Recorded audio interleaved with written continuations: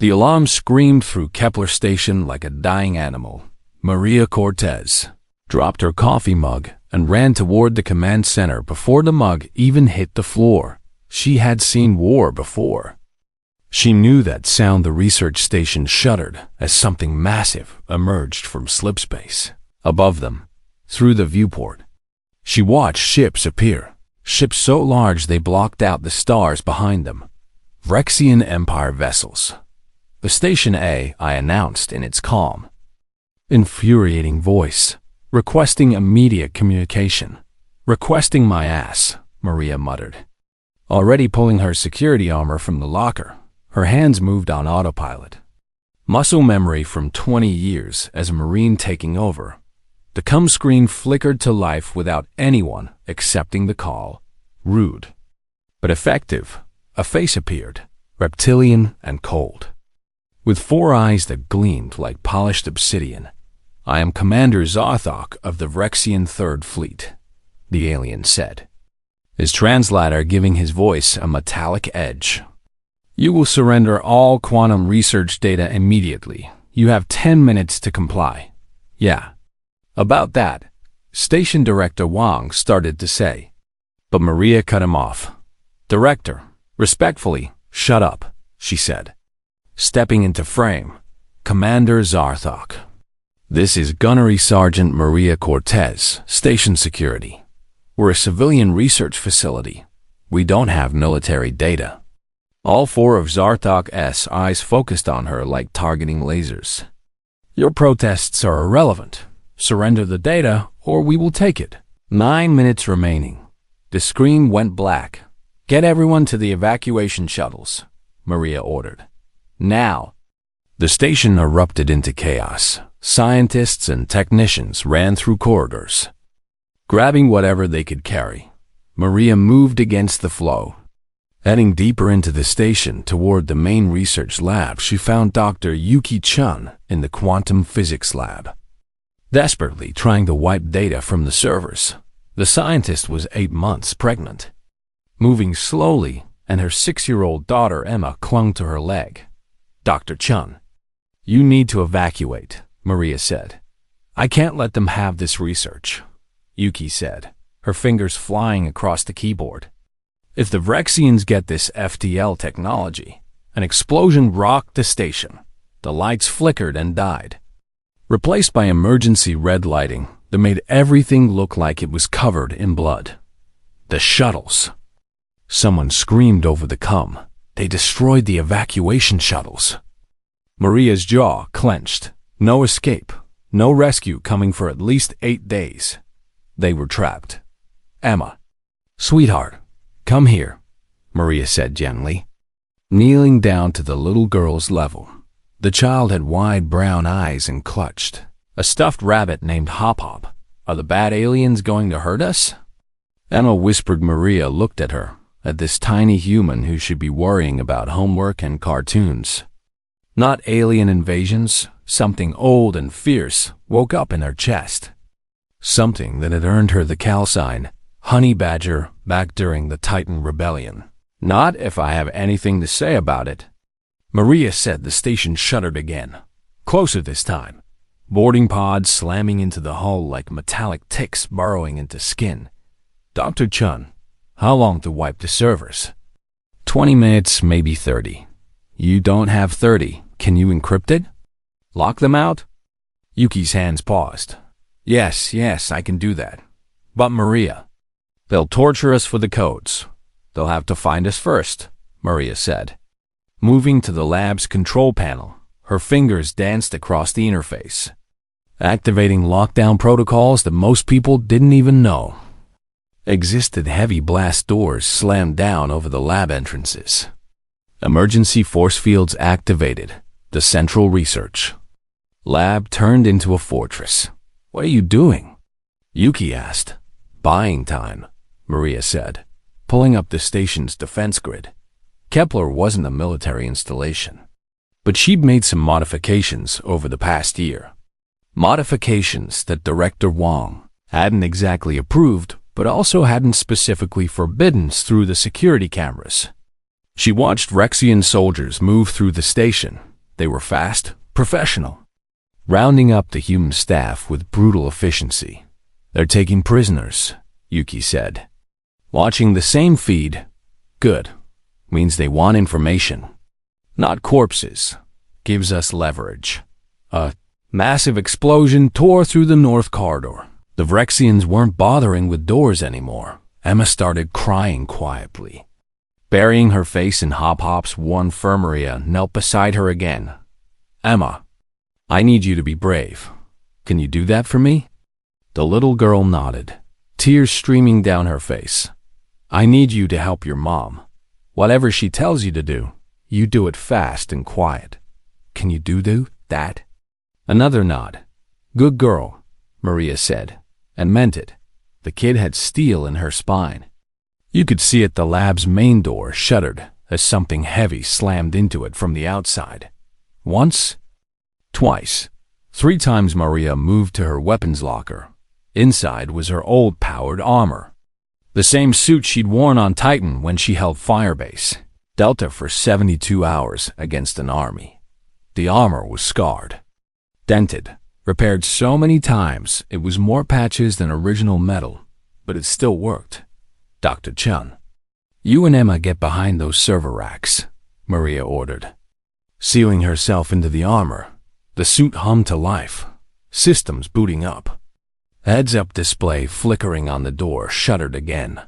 A crack appeared in the reinforced metal. "Maria," Yuki started. "I know," Maria interrupted, checking her rifle's charge. "I know the odds. I know we're probably going to die here. But I'll be damned if I let them murder a pregnant woman and a child without a fight. That's not what I was going to say," Yuki said quietly. "I was going to say thank you."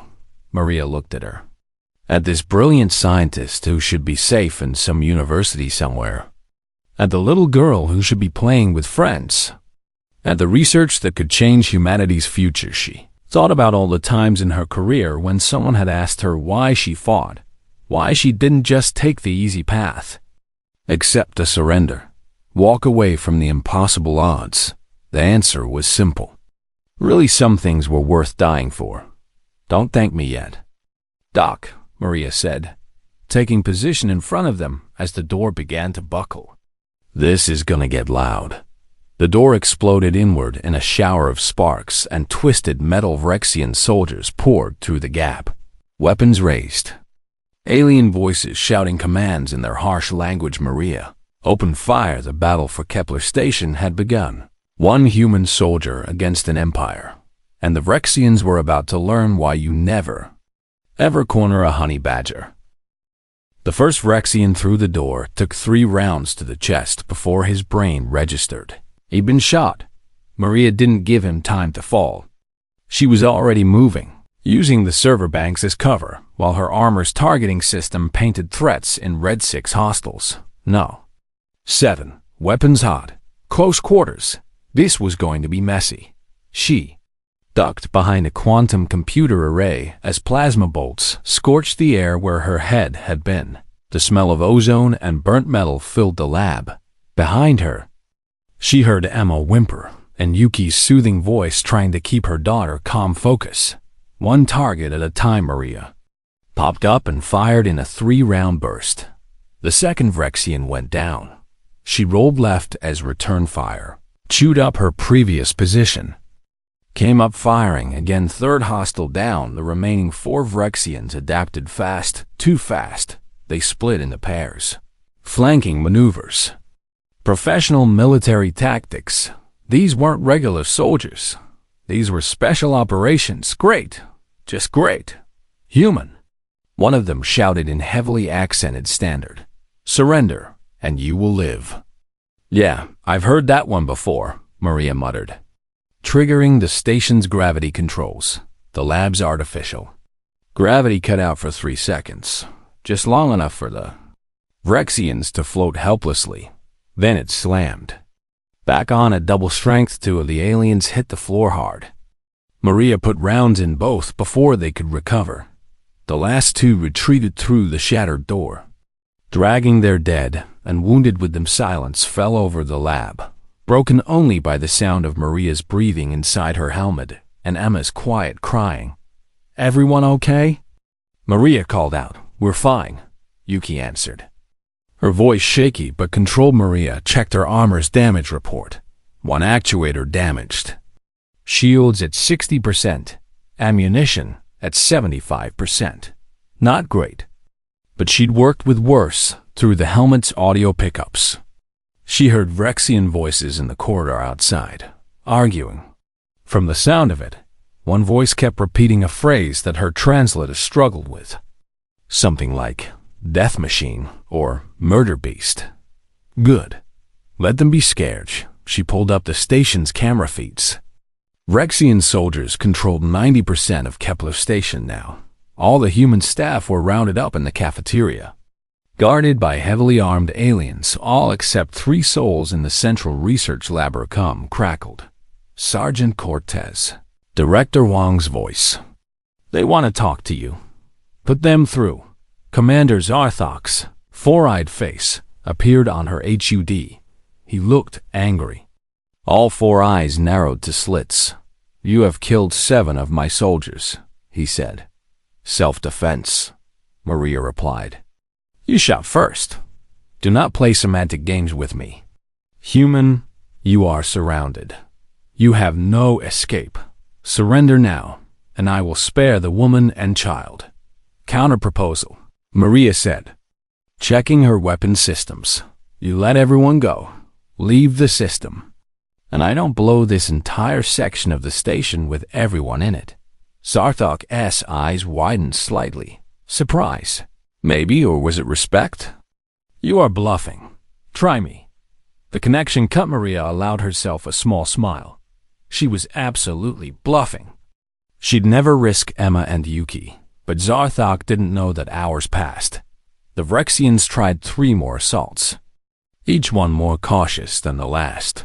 Maria repelled them all, using the station systems like weapons, venting corridors, sealing bulkheads, even flooding one section with coolant from the reactor systems. She was running on combat stimulants now, the little injectors in her armor keeping her sharp and awake.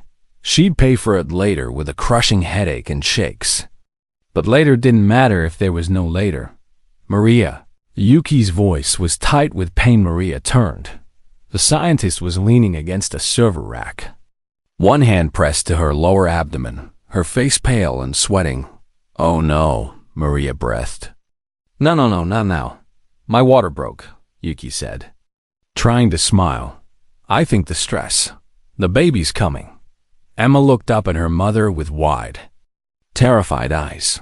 "Mama?" "It's okay, sweetheart," Yuki said. But her voice cracked. Maria made a decision in half a second. She sealed the inner lab door, set her armor to automated defense mode for the outer door, and pulled her helmet off. "Dr. Chen, I need you to listen to me," she said, stripping off her armor's gauntlets. "I've delivered 3 babies before, 2 in combat zones and 1 in a crash shuttle. I can do this." "You're a combat medic?" Yuki asked, gasping as a contraction hit. "Field trauma specialist," Maria corrected, helping Yuki down to the floor. "Emma, honey, I need you to be my assistant. Can you do that?" The little girl nodded, clutching Hop Hop with one hand. "Good first. Go to that locker over there, the one marked medical. Bring me the kid inside." Emma ran, her small legs pumping outside. Maria heard the Vrexians massing for another assault. Her armor's automated systems opened fire, forcing them back. She couldn't think about that now, right now. She had a baby to deliver. The next 2 hours were the longest of Maria's life. Delivering a baby while wearing half a suit of powered armor, while alien soldiers tried to break down the door, while a 6-year-old girl handed her medical supplies with shaking hands. Yuki was a trooper. She bit down on a piece of cloth to muffle her screams. Didn't want to scare Emma more than necessary. "You're doing great, Doc," Maria said, checking dilation. Almost there. An explosion rocked the lab. The Vrexians were using heavier weapons now. Her armor's automated defense systems were running low on ammunition. Maria. Yuki gasped. I know. Just breathe. Breathe with me. Emma held her mother's hand. Singing a lullaby in a tiny, trembling voice, another explosion. Closer, push. Maria commanded. Yuki screamed into the cloth, and then, impossibly, miraculously, a baby's cry filled the lab. Tiny and indignant and absolutely perfect. It's a boy, Maria said, tears streaming down her face as she cleaned the newborn. You have a son, Dr. Chun. Yuki laughed and cried at the same time. Reaching for her baby, Maria placed the tiny human in her arms. Wrapped in a sterile medical blanket, Emma stared at her new brother with wonder. He's so small. He's perfect. Yuki whispered. Maria allowed herself 10 seconds to enjoy the moment. 10 seconds of pure, uncomplicated joy. Then her armor's warning system screamed. Incoming breaching charge. The outer door was about to fail. She pulled her helmet back on, sealed her gauntlets, and positioned herself between the door and the family.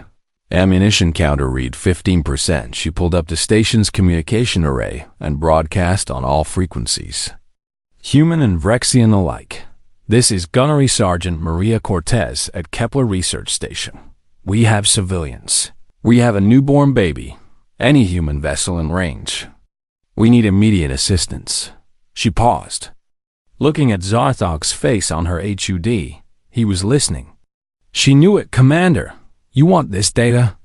You want to kill us? Fine, but know this. 15 minutes ago, we brought a new human life into this universe.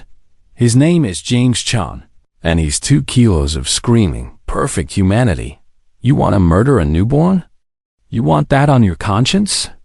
Then come ahead, but you're gonna have to go through me first. The outer door exploded inward. Maria raised her weapon, and I don't go down easy. 72 hours after the first shot was fired, Maria Cortez was still standing. Barely. Her armor was held together by emergency sealant and sheer stubbornness. The left arm actuator had failed completely, forcing her to aim one-handed. Her shields were gone. Burned out after the 37th assault, or was it the 38th? She'd lost count. The stimulants kept her awake, but her hands shook when she thought no one was looking. Behind the barricade of server equipment and furniture, Yuki nursed baby James, while Emma slept fitfully. Bob clutched tight. Maria had stopped counting how many Vrexians she'd killed. It didn't matter anymore. What mattered was that none of them had gotten past her knot. One through her cracked helmet display. She watched the security feeds. Zarthok paced in the station's command center. All 4 eyes fixed on a tactical display of the central lab. He was talking to someone off-screen. His body language agitated. Maria's translator caught fragments. Unacceptable losses, and 1 human. And high command demands. Good. Let him squirm. Her cum crackled. Sergeant Cortez. Zarthok's voice was different now. Harder, colder. I offer you terms one final time. I'm listening, Maria said, checking her ammunition. Down to 3 magazines. Maybe 60 rounds total. Surrender the research data. You and Dr. Chun will be executed quickly, painlessly. The children will be spared. Raised within the Vrexian Empire as citizens. Maria's blood turned to ice. You want me to hand over a newborn baby and a 6-year-old to be raised by the people who murdered their mother? Yeah, that's a hard pass. Commander, then you doom them to die alongside you. Maybe, but at least they'll die human. Emma stirred behind her. Waking, the little girl crawled over to Maria, her small hand finding the Marine's armored gauntlet. Badger? Emma whispered. She'd started calling Maria that after hearing of Vrexian used the call sign. Yeah? Kiddo? Are we going to die? Maria looked down at her, at this tiny human with her mother's eyes, and a core of steel that shouldn't exist in someone so young she wanted to lie.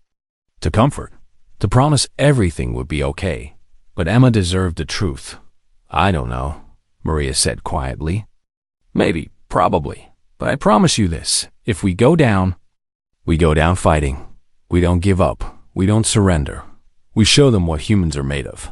Emma nodded seriously. Okay. I can be brave. I know you can. Yuki joined them. Cradling James, the baby was sleeping, unaware of the danger. His tiny chest rising and falling with perfect, innocent rhythm. Maria, Yuki said, if it comes to it, if they breach the lab, I need you to promise me something. Go on. Promise me you'll make it quick. For the children. Don't let the Vrexians take them alive. Maria's throat tightened. Doc, I can't. You can. You're a soldier. You've made hard choices before. Please. Maria, promise me. Before Maria could answer, the security feed showed Zarthog receiving a communication. His posture stiffened. All four eyes went wide, then narrow with what looked like rage. Started issuing orders. Fast and sharp. Maria's translator worked overtime. Commando Team Alpha. Full breach. Authorization. No prisoners. Terminate all. Wait, what? She switched feeds, watching as a dozen Vrexian soldiers in black armor assembled outside the lab. These weren't regular troops. These were elite killers.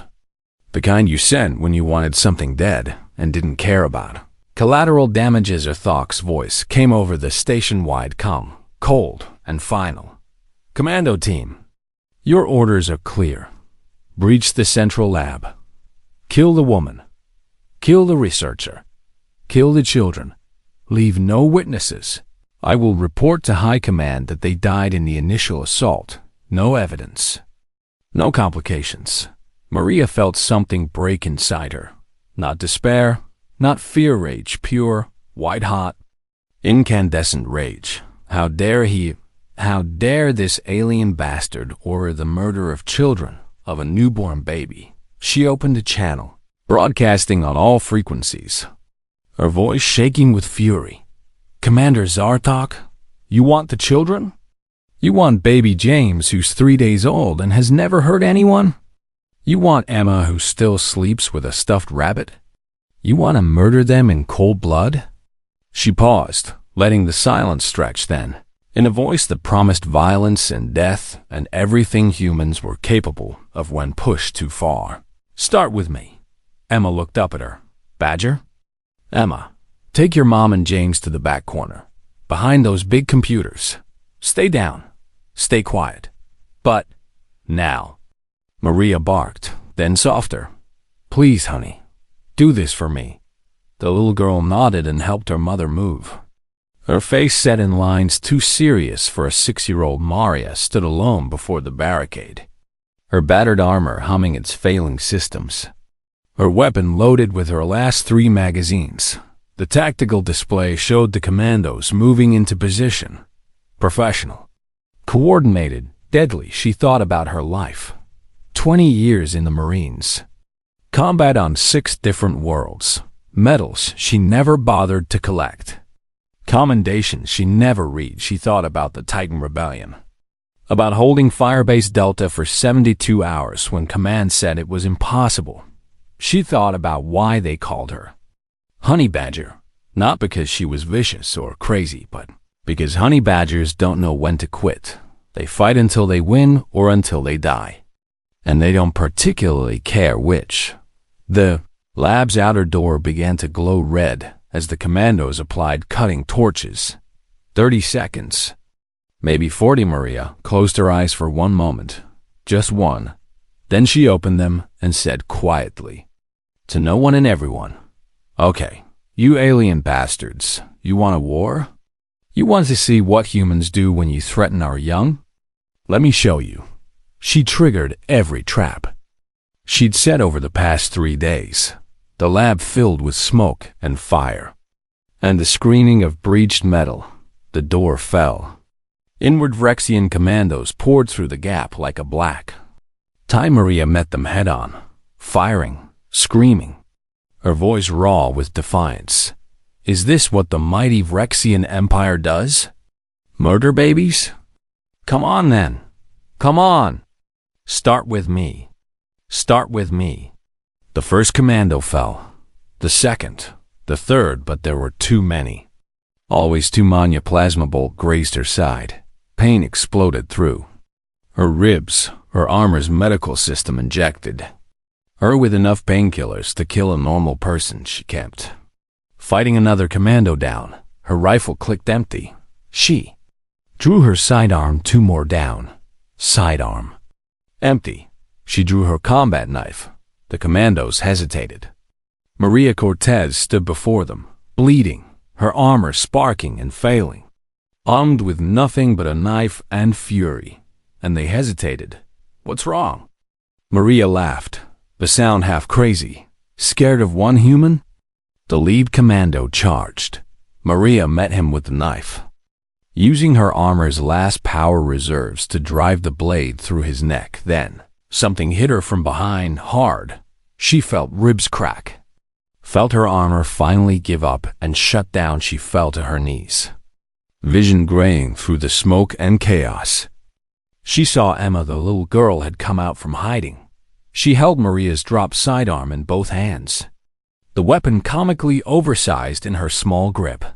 "Leave my badger alone," Emma screamed, tears streaming down her face. The nearest commando turned toward her, weapon rising. "No." Maria tried to scream, tried to move. Emma pulled the trigger. The recoil knocked her flat. The shot went wild, but it hit, caught the commando in the shoulder, spun him around the room. Froze. Every Rexian stared at this tiny human child who had just shot one of their elite soldiers. Maria tried to crawl toward Emma. Had to protect her, had to stand down. A new voice boomed through the lab. Zarthok's voice. "All units, stand down immediately. Fall back, now." The commandos looked at each other, confused. "That's an order." Zarthok roared. "Fall back to Rally Point Alpha. Move." Slowly, reluctantly, the Rexian commandos retreated, dragging their dead and wounded. Maria collapsed, her broken body finally giving out. The last thing she saw before unconsciousness took her was Emma crying over her, small hands trying to stop the bleeding, and Yuki pulling her daughter back while baby James wailed in the background. Then darkness. Maria woke to pain. Her entire body was one massive bruise wrapped in broken bones and shredded muscle. She tried to move and gasped as agony shot through her chest. "Don't." Yuki's voice, quiet and firm. "You have 3 broken ribs, internal bleeding, and your left lung is partially collapsed. The only reason you're alive is because your armor's medical system kept pumping you full of coagulants and tissue sealers." Maria's eyes focused. She was still in the lab, lying on a makeshift bed of emergency blankets. Yuki sat beside her, dark circles under her eyes. Baby James sleeping in a sling across her chest. "Emma?" Maria croaked. "She's okay. She's sleeping, Maria. She saved you. After the commandos retreated, she helped me drag you to safety. Helped apply first aid. She's 6 years old, and she performed triage like a trained medic. Learn from the best." Maria tried to smile. Failed. Coughed blood instead. Yuki wiped her mouth gently. "Don't talk. The Rexians have pulled back. They're not attacking anymore. I don't understand why." "I do," a new voice said. Both women looked up sharply. Commander Zarthok stood in the shattered doorway, his hands raised and empty. No weapons visible. Maria tried to sit up. Failed. Settled for glaring at him with all the venom she could muster. "Peace." "Sergeant Cortez," Zarthok said. "I have come unarmed. I wish only to talk." "Talk." Maria spat blood. "You ordered them to murder children. You don't get to talk. You get to die." "I know," Zarthok said simply. "I know what I ordered. I have carried the shame of those words for 17 hours now. I will carry them until I die." He moved closer, slowly, and Maria saw something in his 4 eyes she hadn't seen before. Was it regret? Respect? "Why did you stop them?" Yuki asked quietly. Zarthok looked at Emma, still sleeping with Hop clutched tight. "Because I watched a child, a human youngling barely past infancy, pick up a weapon to defend her protector. She did not run, she did not hide. She stood and fought. He turned his gaze to Maria. In 300 years of life, I have conquered 47 worlds. I have led armies, crushed rebellions, broken the will of entire species, and in all that time, I have never encountered anything like you. Sergeant Cortez, flattery won't save you. I do not seek to save myself, Zarthok interrupted. I seek to understand, how does one soldier, one human, hold against an entire fleet?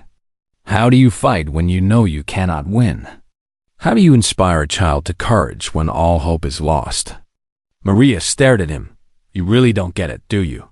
You aliens with your empires and your fleets and your conquered worlds. You don't understand the first thing about humanity. Then teach me. We fight because we're too stupid to quit, Maria said, each word costing her. We fight because someone has to. We fight because the alternative is watching children die and we can't. We won't let that happen. You can kill us. Commander, you can blow this station to atoms, but you can't make us quit. That's not how we're built. Zarthok was silent for a long moment. I have read your military records, he said finally. The Titan Rebellion, Firebase Delta. You held that position for 72 hours against an army of 7,000 insurgents. Command ordered you to retreat. You refused. Had civilians in the firebase, Maria said. 43 scientists and their families, wasn't leaving them. You were shot 3 times. Your second in command was killed. You ran out of ammunition and fought with improvised explosives and hand-to-hand combat. When relief finally arrived, you were the only defender still standing, surrounded by 400 enemy dead. What's your point? My point, Zarthok said, is that humans are insane, magnificently, terrifyingly insane, and I have made a grave error in judgment. He pulled out a small device, tapped it. Medical drones floated into the lab, Rexian technology, advanced beyond anything humanity possessed. What are you doing? Yuki demanded. Ensuring you survive, Zarthok said. These medical units will stabilize Sergeant Cortez's injuries. I am also having supplies delivered to this lab. Food, water, medical equipment, everything you need. Why?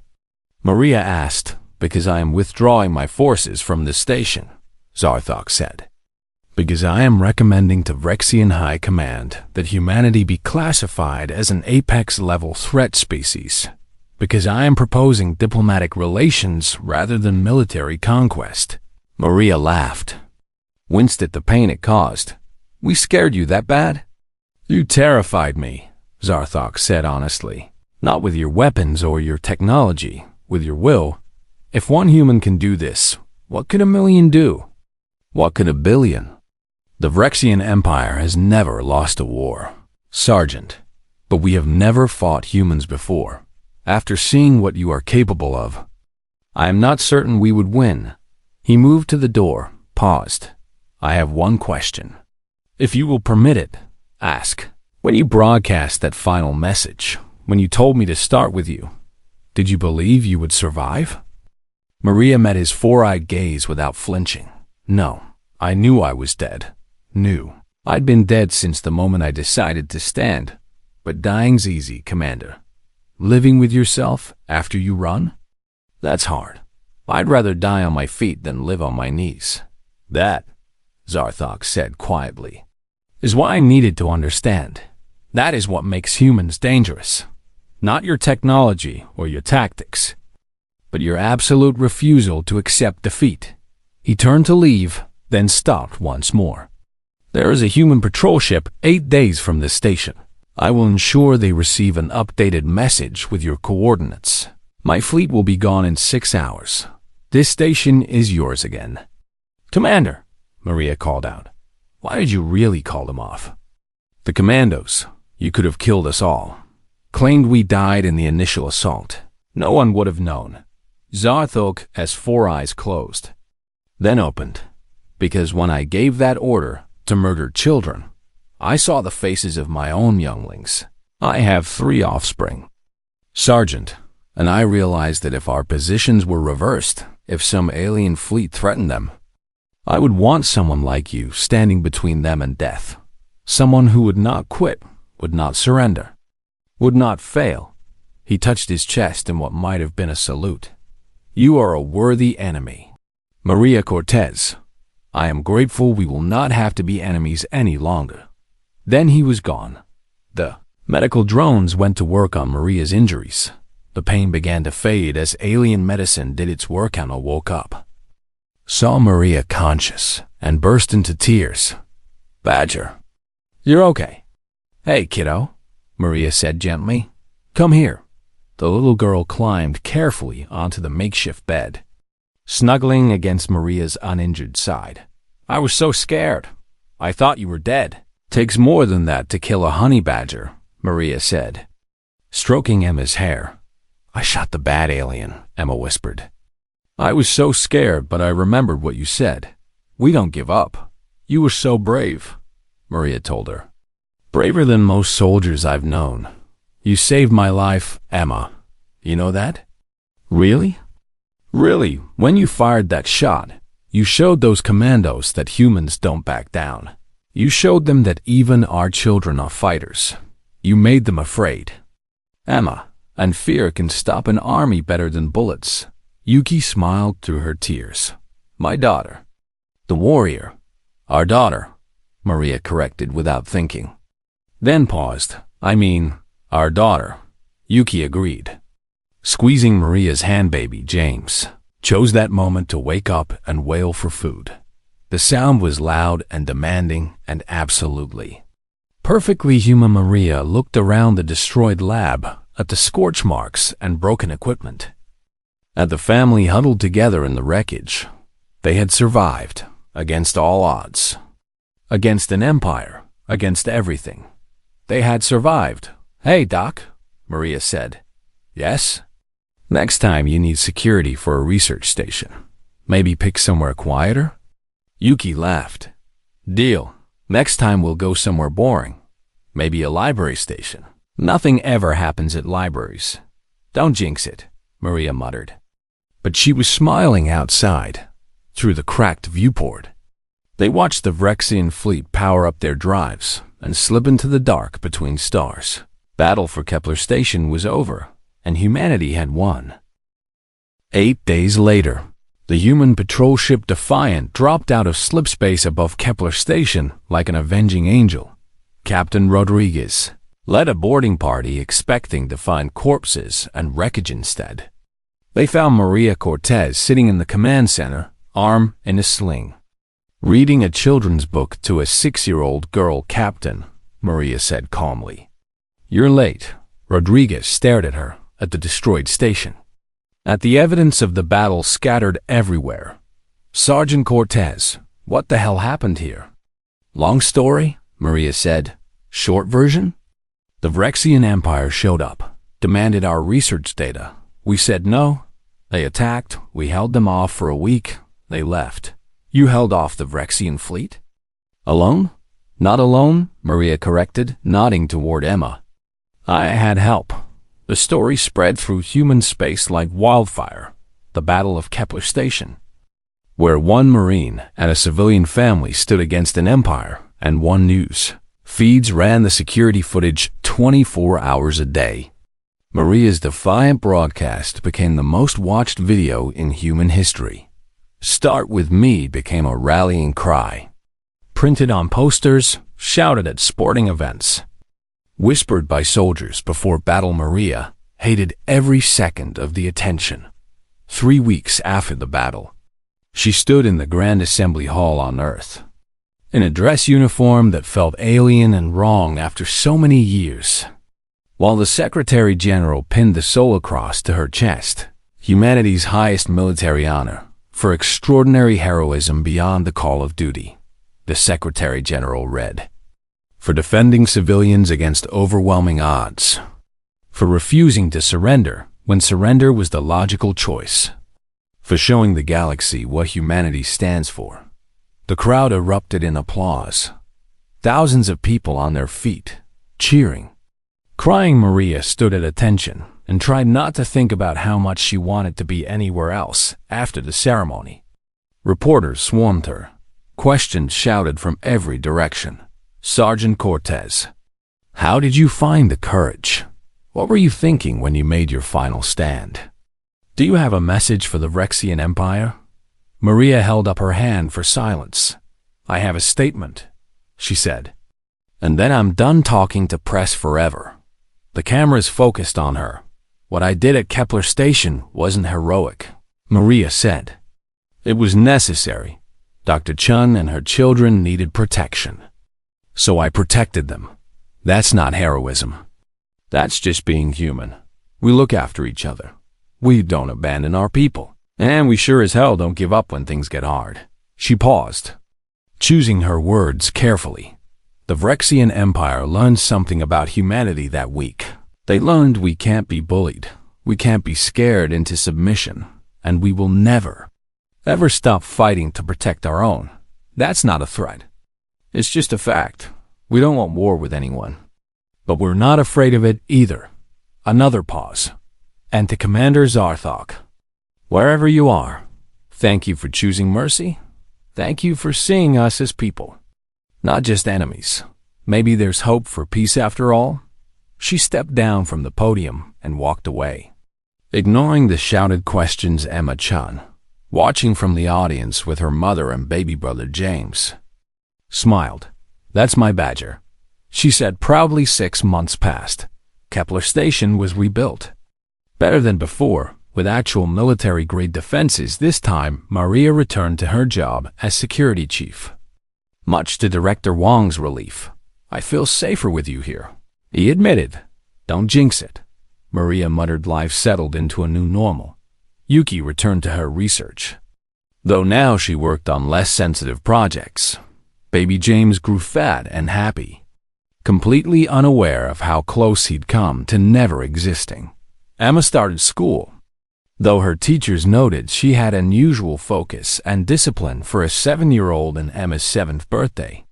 A package arrived at the station. No return address. Just Emma's name written in precise letters inside was a knife. Not human-made, clearly alien, with a curved blade and a handle wrapped in what looked like scales, and an inscription, in both standard and Vrexian script.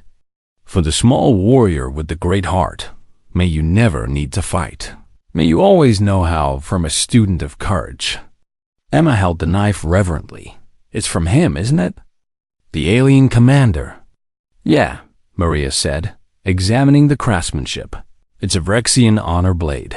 Warriors give them to those they respect. It's a big deal in their culture. He respects me? He respects all of us, Maria said. We taught him something important. We taught him that humans are worth talking to, not just fighting. Emma carefully placed the knife in a display case in her room. Next, a hop-hopped a stuffed rabbit, symbols of childhood and war, innocence and courage. Side by side, the galaxy changed in the wake of Kepler Station. The Vrexian Empire opened formal diplomatic relations with humanity. Other alien species took notice. Approached more cautiously, more respectfully, humans gained a reputation. Don't threaten their young. Don't back them into corners, and never, ever assume they'll quit. Maria Cortez became a living legend. The honey badger. The woman who stared down an empire. Military academies studied her tactics. The Kepler defense became required reading for every officer, but Maria herself wanted none of it. She turned down speaking engagements, book deals, movie rights. She just wanted to do her job and watch over the family she'd sworn to protect 3 years after the battle.